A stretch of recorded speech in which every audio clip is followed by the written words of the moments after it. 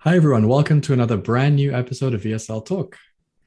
Yes, we hope you enjoyed our discussion on mindset last week, and today promises to be another great episode. Yeah, we really appreciate all of the positive feedback and comments so far on social media.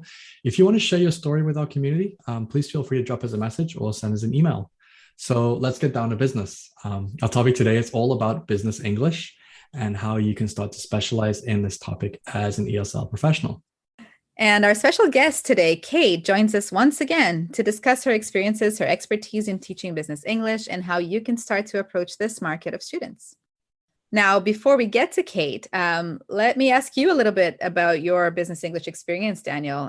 What is your experience teaching this sort of specialty type of class? Yeah, I haven't really taught much English specifically for business. It's more academics who are studying or writing PhDs or thesis papers or dissertations.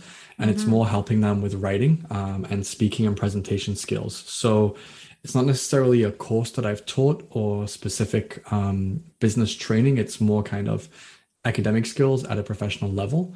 Mm-hmm. Um, Now, I do offer writing courses and speaking courses that are tailored towards more academic, high level learners, Mm-hmm. but I wouldn't say it's business English as such. How about for you? What's your experience with this? Yeah, it's funny because when I started teaching 14 years ago, I was 21 years old. And one of the first jobs, yeah, you're doing the math now. One of the first jobs I had was actually working in company, teaching. I was hired by a school that used to teach inside the ExxonMobil company. So all of their employees Mhm. would have classes during their lunch break or really early in the morning. So I'd start at like 7 a.m. sometimes or later at night. And that was one of my first gigs. And talk about imposter syndrome then. Because I was Mhm. like fresh out of college, didn't really have much experience teaching or in business. But I had to learn it. And luckily, we had really good materials. They used different course books. The lower levels were actually general English with a little bit of focus in business English. And then at the higher levels, they used a market leader at the time. And I was just basically had to learn it on the go. And then when I moved to Canada, because I had that experience already, I actually taught the business English classes at the school where I first taught here for about a year and kind of revamped some of their program as well. So that was interesting. Yeah, I would say so. And again, I think as we'll hear a little bit later when we talk to Kate, business English as such covers many different things. It's not Mm-hmm. just, one type of learner. So I was going to ask you, how does teaching business English differ from other types of classes for you? I think it the students is what makes a difference Mm, because their goals are usually very specific, at least in their minds. They have a very clear idea of what they want, which might not necessarily be what they need. yeah, So we true. sometimes have to adjust that. We talked about mindset last episode, which is really interesting for this as well. We sometimes have to um, change their mindset a little bit. But in Do general, you these mean are expectations by that? their expectations and Yeah. also like what they think they can do or what they think they should be able to do. Sometimes, they have a lot of expectations about what the course should be, but also about what they should be like, what they should be Hmm. doing, or what they should Hmm. be able to do. And I think that is the biggest difference I find in teaching it is just understanding what your students need, where they're coming from. Often these students have been working all day. They're taking these classes in their free time or in their lunch break, like I used to teach before. And it's just their needs and their expectations and all that is going to be really, really different and specific, right? What do you Yeah. think? I found, like you said, it's definitely the needs of the learner are definitely much different compared to other types of English classes. I mean, for example, if I'm teaching IELTS students, it's pretty much, for every student, there's a very similar Right. approach and a goal. For Hmm. business students or for those maybe academics that I teach, it's more about, I need to write research papers that get published. I need to make sure that my writing is very specific and meets a Hmm. certain, style or niche or has certain features. Or for other students that I teach, it's some of them are teachers as well, who teach English. Mm-hmm. I need to know that I'm knowledgeable about my topic and that I can speak about my topic knowledgeably and present information as well. Yep. So definitely their needs are much more specific, and you can focus on those in a lot more detail. So I guess the level of depth you go into, as well as the needs of the learner are the main differences, I think. Now, having said that all about our learners, what do you think are the qualities that teachers need to teach business English? Yeah. How do you think that can be different? I think the main thing is to have some experience in business. Now, that's a very general statement, but what I mean is, I can take my example, my experience. I've worked in universities, I've taught at the university level. So if I'm working with master students, PhD students, those who are writing very advanced papers, or they need very specialized writing or speaking guidance, then I can help them with that. So having some experience in that industry, I think is very useful. As well as that, being able to negotiate and identify where students can improve. Now, a student might really want to focus on grammar, let's say, for example, but we might need to coach them or encourage them or motivate them to look at other aspects as well, because grammar is just one part of writing. We need to look at vocabulary, we need to look at organization and flow and cohesion and all those kind of things. So I think you have to be patient, and you have to be able to negotiate with students. And I think another really important thing, which I keep coming back to in every episode, is connecting what they need to their future and how it will help them and to their goals or to their motivations. So if a student has to finish a thesis in 3 months and they need some guidance with that, and I can help them do that, and I can say, this is going to help you with your introduction, this is going to help you with your literature review, this is going to help you with your analysis or your evaluation. If they can see those connections and they can see that the material you're giving them connects to that, then I think that's really positive. What are your It might thoughts on feel like this? you're stating the obvious sometimes, but I totally agree with you. It is Mm, something that we should do as teachers, and I always used to say that to my trainees as yeah, well. It's like, oh, tell them that this is a conversation exercise, but it's obvious it's a conversation exercise. It's not. no, Tell them that we are doing this to practice our conversation skills. We're not doing this to practice grammar, or this is an exercise that's going to help you write better. Just mm, stating the obvious sometimes is not that yeah. obvious, and it's actually really, really helpful. Exactly. Yeah. We don't know what goes through the mind of our students, especially Mm-hmm. if they're learning another language. Maybe Yeah. they can't articulate that, or then they don't have the awareness. A Mm-hmm. lot of the times our students are really nervous, and we Yeah. think they come across as, oh, they're fine, they understand everything, they're Yeah. good to go. But sometimes that isn't the case. So No, I it's think, overwhelming. yeah, being patient as well, and being Mm-hmm. realistic is also really important when you're teaching business learners as Yeah. well. Yeah. What are some Yeah. other qualities you think we might need? Um, you know, speaking from experience, I definitely agree that it would have helped me if I had experience in business myself. Mhm. I didn't, which made it a lot harder for me to feel confident in what I was doing.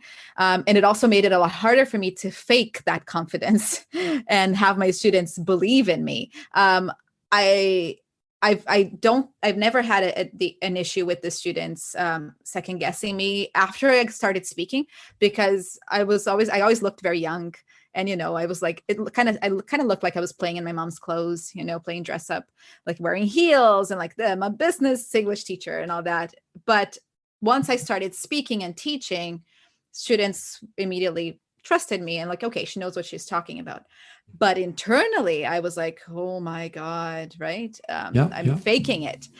So what I would say is like, you need to, if you don't have that experience, you're going to have to work extra hard to Yes, know the topic, do your homework, know what you're doing, know what you're teaching. This is something we've talked about many times in other we episodes have. before. Yeah. But also just feeling confident or faking that confidence until you feel that way, because these people will expect you to know what you're talking about, and Yeah. they're professionals, and so there's a lot more that you need to show in those first few days and to build that relationship with your students. So I would that's agree with that. basically what I would say. Yeah. Hmm. Hmm. And did you ever get any training, or, well, you didn't teach business English specifically, but did you ever seek out any resources? So you had a student who you knew needed that kind of language or vocabulary. did you find that easily? Were you able to find any support? So initially, I used my own experience as a student, or when I did my master's, or when I was, writing dissertations and research papers. I used that experience to help me with my learners because I've been through that same process. So immediately, I can connect with that learner and say, "Yep, I've been through that. I know what it's like. I totally understand." So from that, I can already, establish a few of the potential issues that students might have. I think what we sometimes underestimate is the power of a good textbook. Now, there's so Yes. many textbooks out there. It's really hard to know what's best for your learner. I've found that there's some really effective textbooks that can help as a supplementary guide. It's not the Bible in terms of what I teach these students. It's more, if we're looking at, for example, cohesion and flow, then there might be a really good chapter in a textbook that explains it in a better way and adds extra detail, and can also give some activities that students can use, which we can then manipulate in an online setting. So I think that's really useful. But no, I didn't have any specific training. It's just lots of experience. And luckily or unluckily, I don't know which one, in my life professionally, I've managed to work in lots of different areas. I've worked obviously in the education sector. I've worked on the other side, not just as a teacher, but also recruiting teachers. I've also, I also do a lot of little small things within education that are not necessarily just teaching. So all of these little things give me some more insight. And the best resource to learn about business is your student. Ask them questions, interact with them, get to know about what they do, and ask them questions about it, because then you'll have openings and opportunities to exploit that information to help your students even more. One great example that I work is a student who works for a social media company. I won't say which one. And she has to provide customer support for clients, for customers. So every lesson, she tells me about an experience or an example she had. How would you answer this? How would you solve this? What could I say? What's a better way to say this? And we use those examples as kind of models or case studies. And that's really beneficial for her, because she's getting that feedback that she needs, and she's getting that guidance that she needs based exactly on what she does. So it's a win-win. It helps me in terms of planning and prep, and it also helps her because she's getting the support that she needs. How about for you? What resources or what kind of tools do you use to help you, or did you use to help you with business students? Yeah, so you touched on a very important point there. Course books are great. There are lots of really great business English course books and just resource books out there.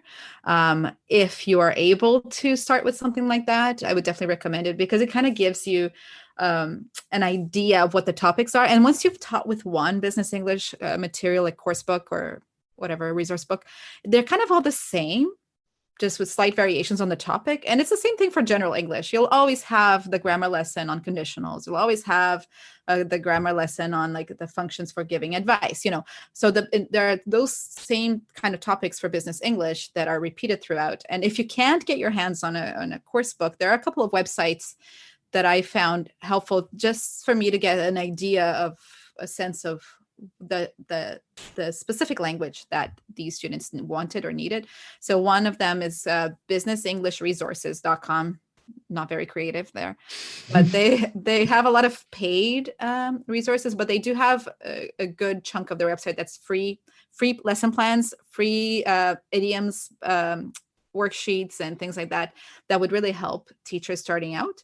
And another one is another very creative one, businessenglishonline.net. But that is actually from the Macmillan publisher. And they have that In Company is a course book that they have for business English. And they have some free resources on their website from their previous edition of the book.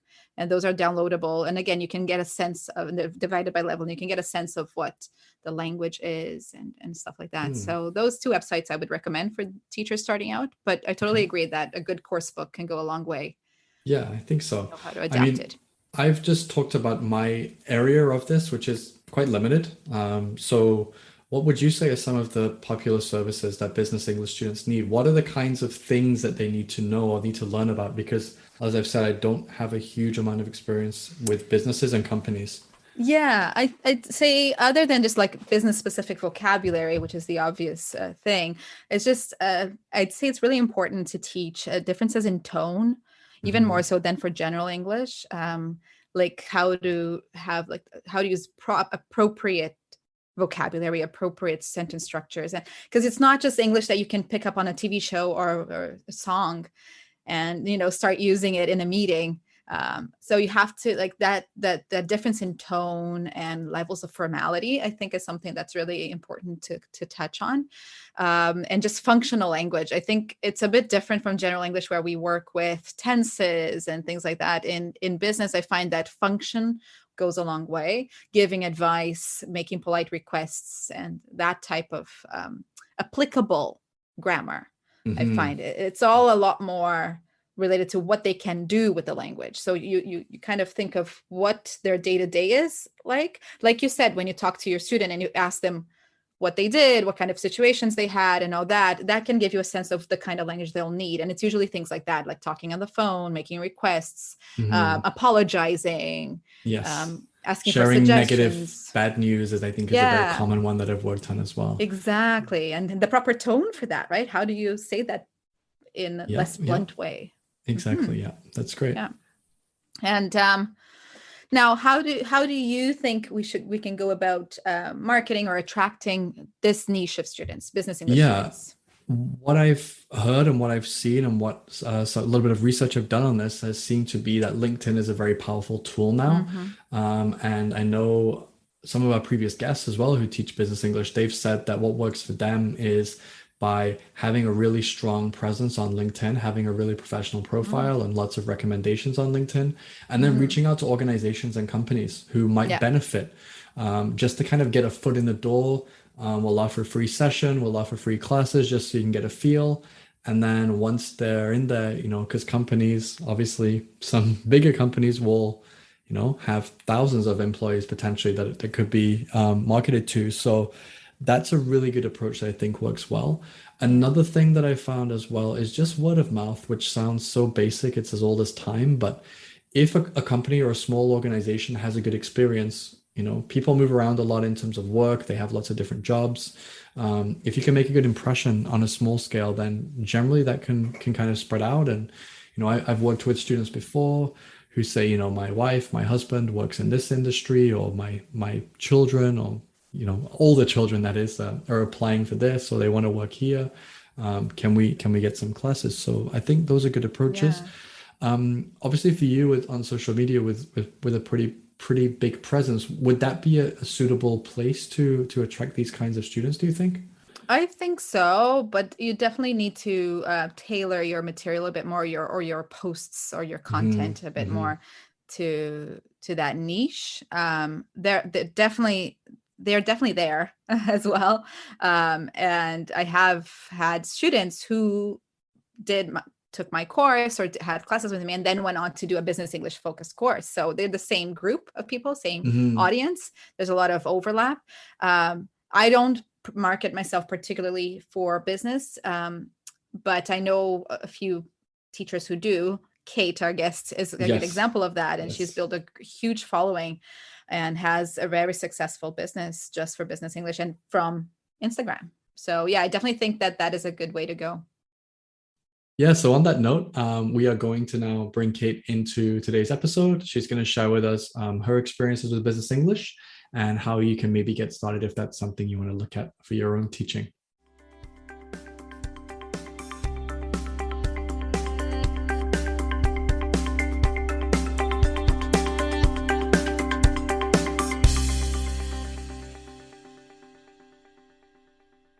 Hello, Kate. It's great to have you back here with us. For our listeners that already know you, they already have some background, but maybe you'd like to say hi to our new listeners that didn't listen to your previous episode. Yeah, so my name is Kate and I'm a business English teacher.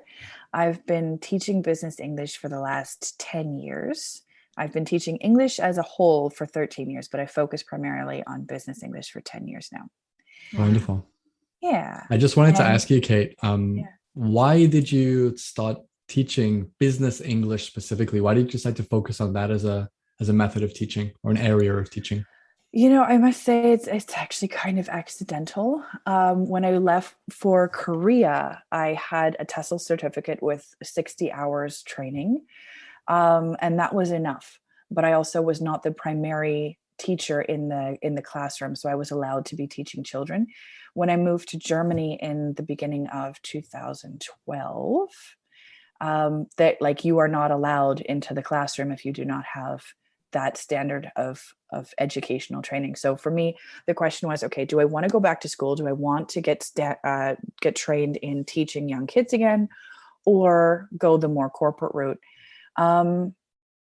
And for me, it was just clear. I love hanging out with adults. I have a very natural kind of curiosity for what people do. And this job allows me to just continually ask questions and just not stop. Mm-hmm. So for me, that was just kind of perfect. I started out working at an institution in Dortmund when we lived there, and I loved it. I was helping people who were currently unemployed try and improve their skills so that they would become more employable. Mm-hmm.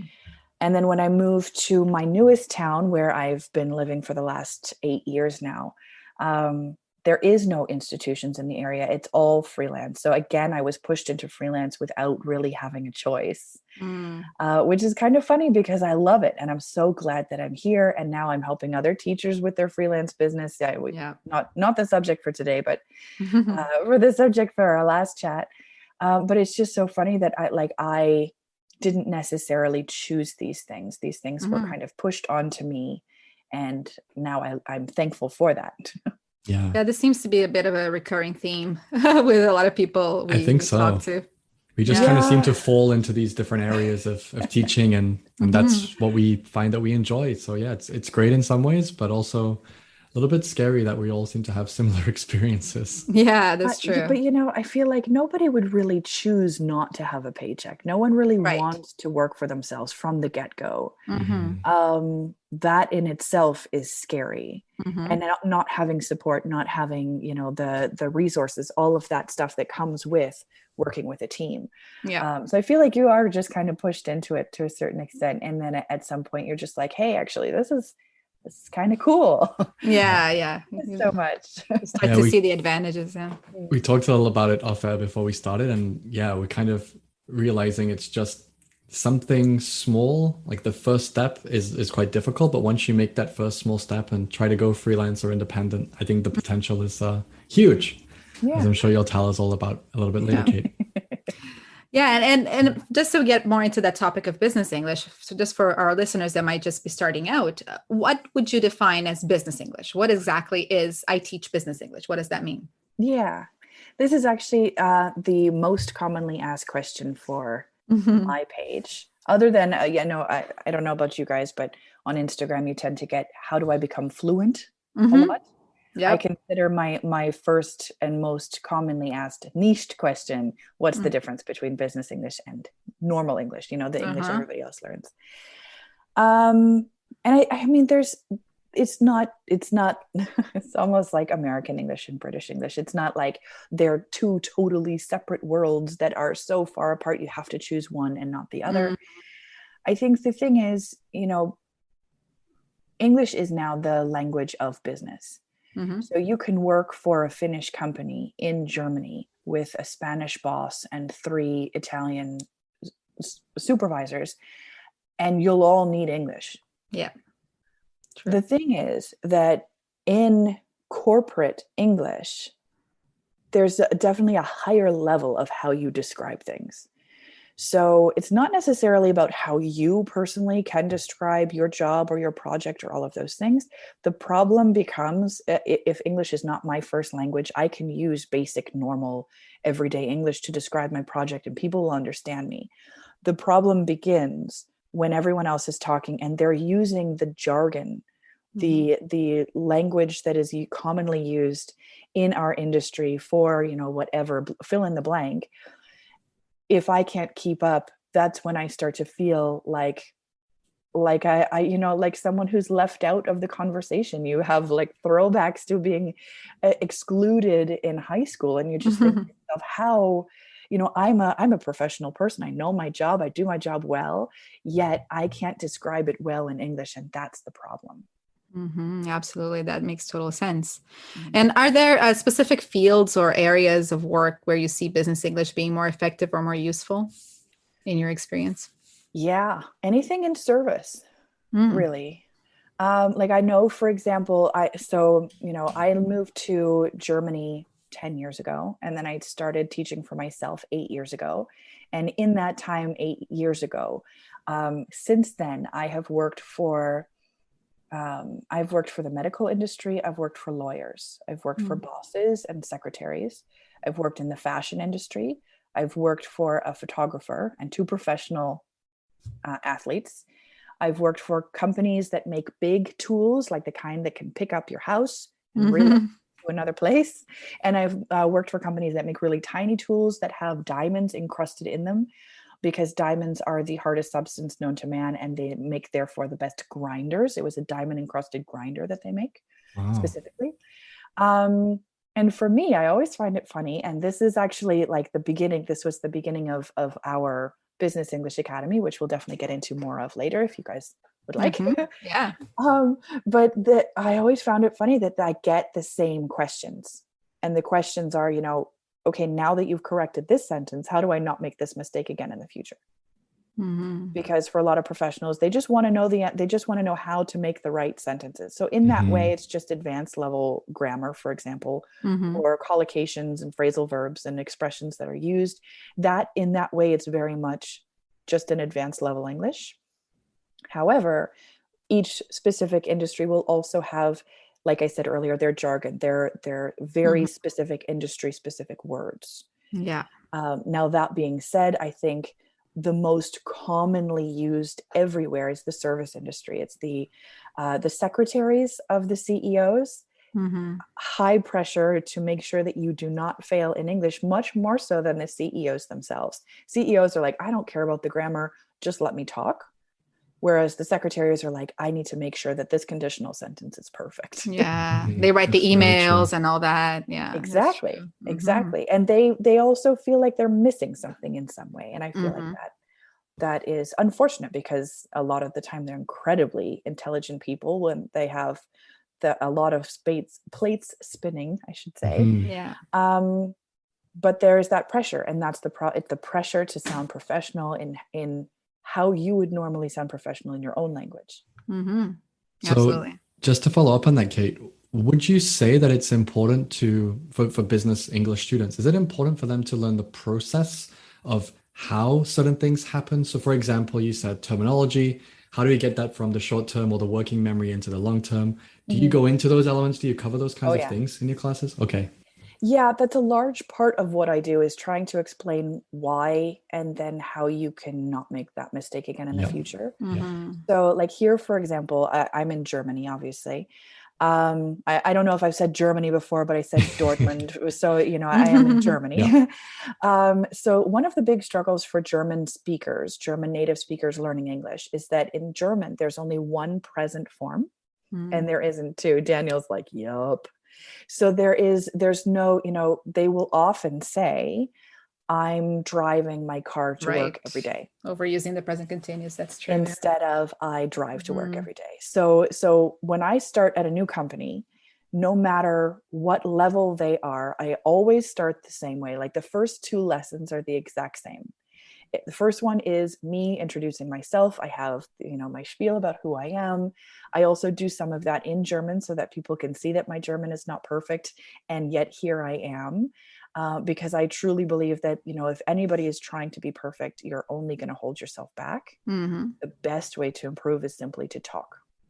My German's not perfect, but here I am. So that just kind of immediately breaks down any boundaries of people not wanting to speak. I explain how and what I prioritize in my class. My first question from any of my working professionals is there going to be homework? They want to know immediately whether or not I'm going to give them homework. And my answer is simple: no, but. For me, as long as every single class we have elements of listening to English, reading English, speaking English, and writing English, then I promise not to give you any homework.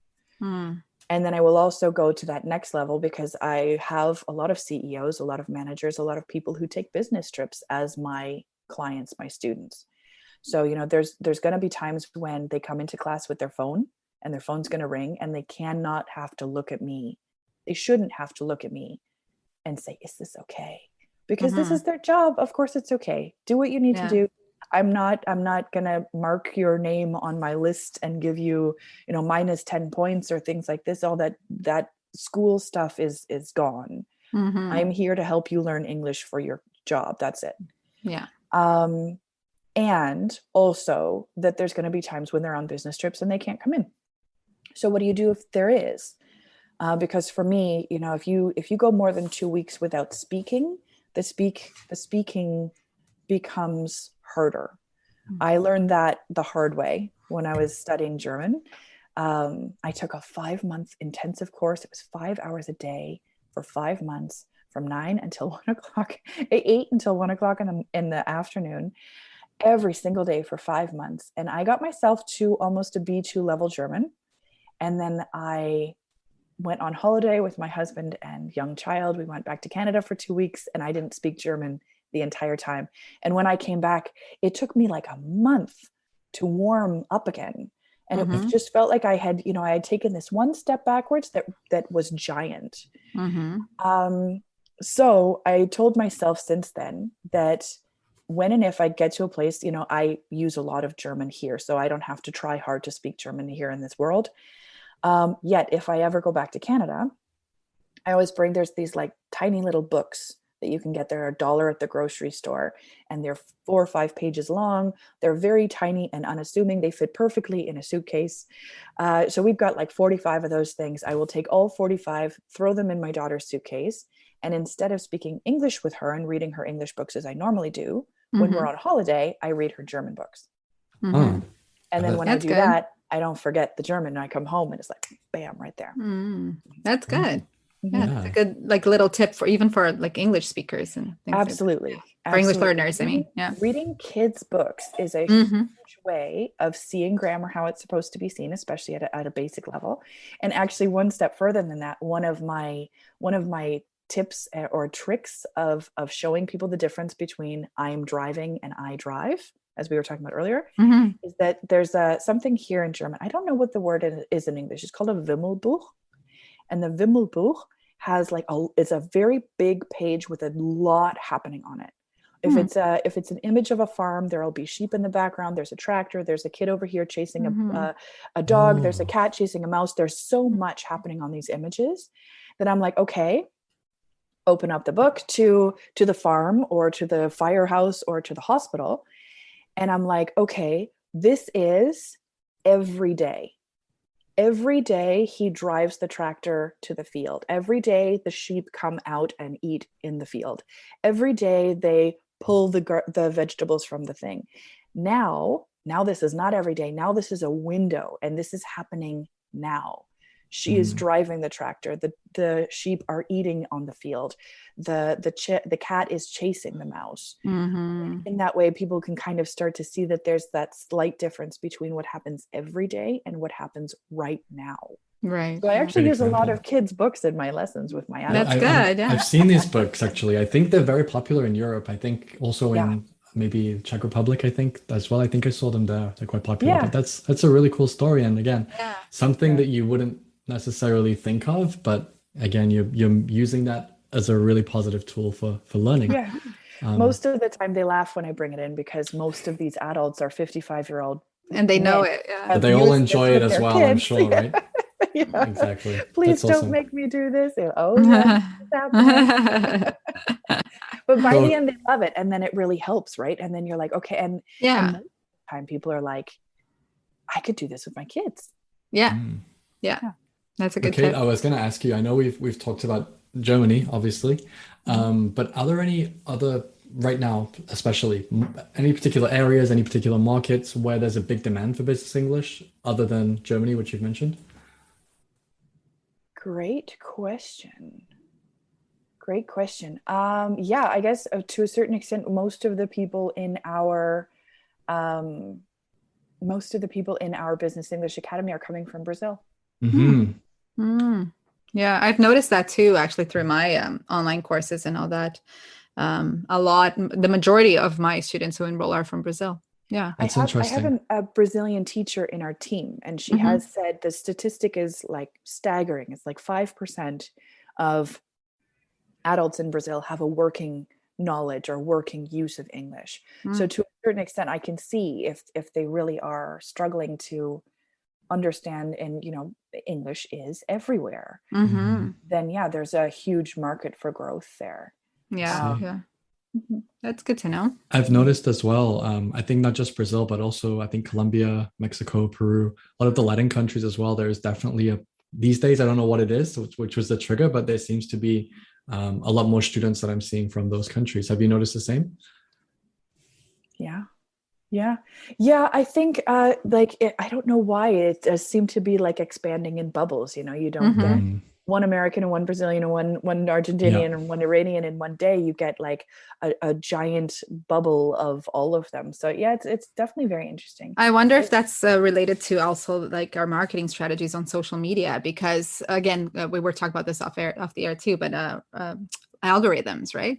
right. So like it can see that a few people from Brazil are interacting a lot with your posts, and then they starts to spread it to more people in that location, Right. and then it just kind of snowballs that way. So Right. that could be where it's coming from as well. Mm, Absolutely. The algorithm like bursting in little Hmm. fireworks for whatever reason. Yeah, Yeah, it's truly an interesting thing. But I do really. think that business English in general is something that a lot of adults know that they need. yeah, It's almost in my mind, business English is not a small enough niche. It is absolutely no, something most adults no. either know they need and hate they need, or know they need and have succumbed to it. But you can't find any adults that are like, oh no, I will never and have never ever needed English for my job. Yeah, and that's the thing. Like I discussed this before with my husband actually when I was starting my online business.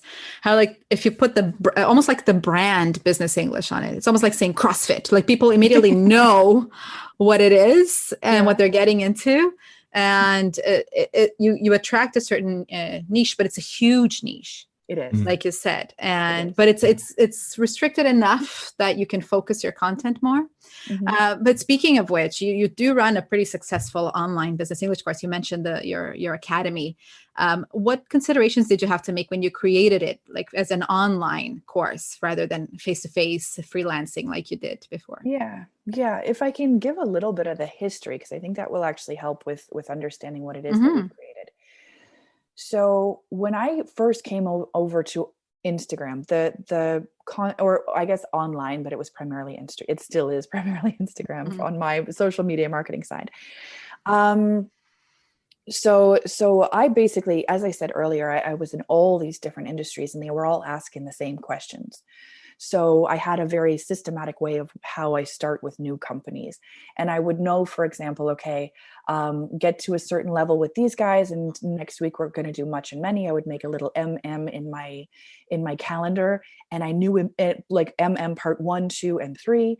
And I knew exactly what I was going to do that entire 90 minutes. I knew exactly what I was going to do. I knew exactly what people were going to ask me. I knew exactly how I was going to react. Hmm. I knew exactly what game we were going to play in order to just kind of have a little fun with it. Um, so for me, like that was just always totally clear. When I started with Instagram, I actually wanted to turn those exact lessons into video content because I wanted to help more people with less of my own time.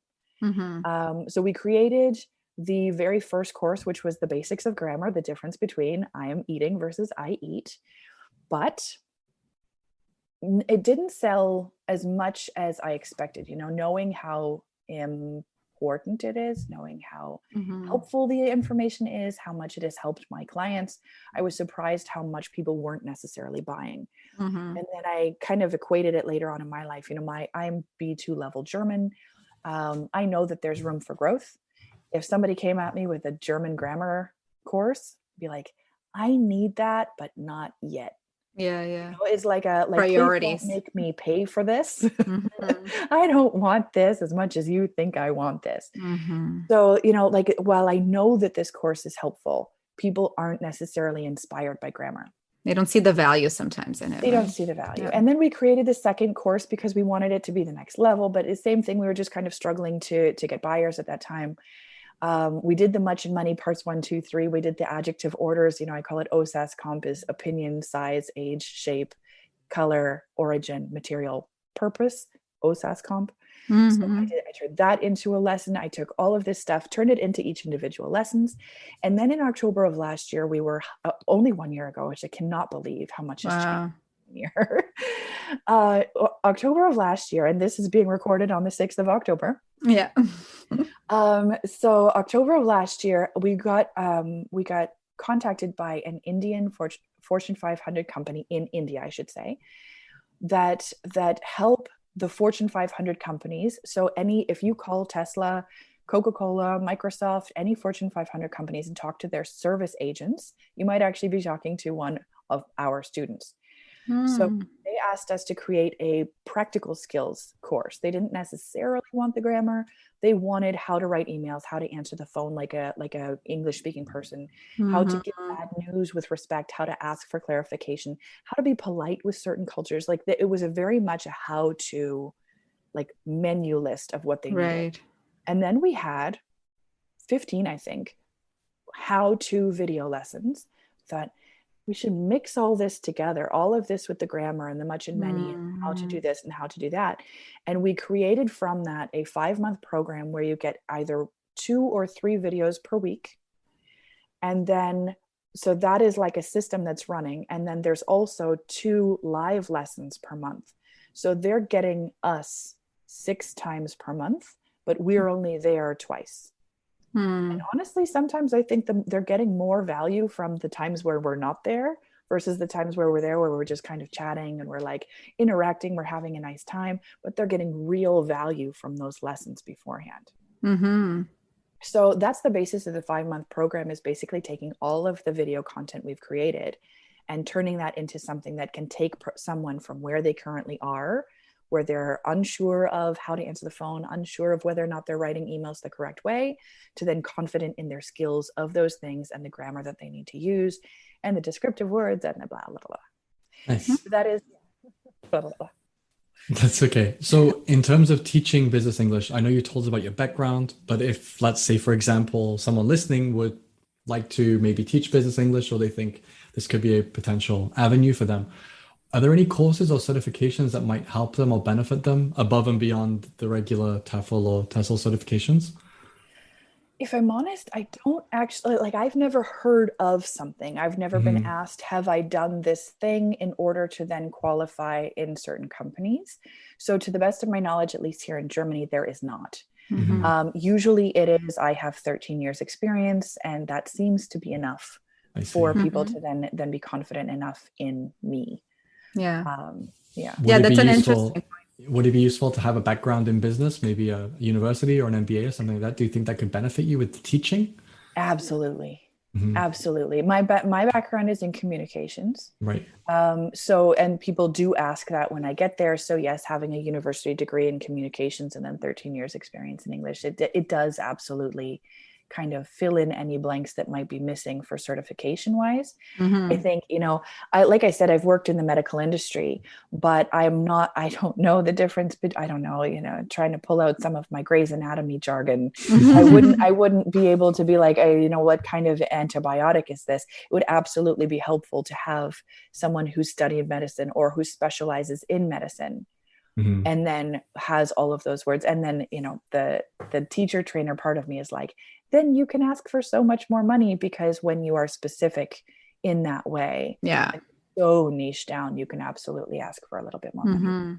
Yeah, that's an interesting thing, because you talk about your experience in Germany. And I noticed when I was teaching teacher training courses here in Canada, we even started adding those as optional modules for our students to take, teaching business English, because there isn't really much out there to prepare teachers? Okay, not to the best of my knowledge. And Yeah, truly, mine either. I took the 60-hour TESOL course in Canada before I got to Korea. It was wildly lacking. Yeah, for sure. And now, how can teachers go about attracting students or clients who want to learn business English?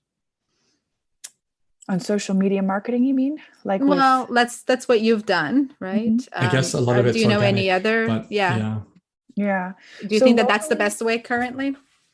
Locally here, I have a website specific for this region. So I use like our city in the website, all of that. It's completely separate from English Anywhere, which is obviously a little less local. So I've got a website for that, and then Google Business Card and all of that. We've got some locations in the area, but actually that was how and why I started my Instagram page. But when I had 700 followers, realized very quickly that actually none of my people come from here. How do I create something for them? So that ended up, shifting the social media element of it a different way. And then the website will still bring in clients. Yeah. So I still get emails and calls saying, more locally, services. Can you come in for an interview? I think social media wise, Instagram is a great place. And I would say the second place to be is probably LinkedIn. I'm on LinkedIn myself, but I'm way less active with it. I could probably be doing more that way. I was, Instagram, Facebook, WhatsApp were all kind of blocked out last week. And somebody asked me, if Instagram disappeared tomorrow, where would you go? And I thought LinkedIn would probably be my best bet. Oh yeah. So. That's interesting. Yeah. So with your business English students that you have, would you say that their expectations and what they are looking for in English classes is different? Are they higher expectations than maybe standard ESL classes? How do those differ, or are they pretty much the same? What would you say? That's a great question. I think it's the main difference to me is more mindset. The general English, without generalizing people too much, because I don't think that you can that much either. But I do feel that to a certain extent with general English, there's a lot of like the onus is put on the teacher. And I feel like the mindset for people who've gotten themselves to management positions, but now need English level in order to, communicate with their direct superiors in a completely different country, they're not necessarily looking for me to have every single answer. They're seeing me as the tool that I am. Facilitating. Yeah. That's good. That's how I want to see it for myself. I'm a tool. I'm not the person who's going to open all the doors. That's you. Yeah. And I feel like business English students are more ready to accept that. They're more accepting of that concept versus at least what I see from like general English followers on Instagram. They really do want me to give magic pill. It's more of like a hand holding thing, right? Yeah. Just feed me English. What do I do next? And yeah, absolutely. That's very true. Now, having said that, as business English teachers, do you think we should charge more for the service? Why? How much more do you think, and why?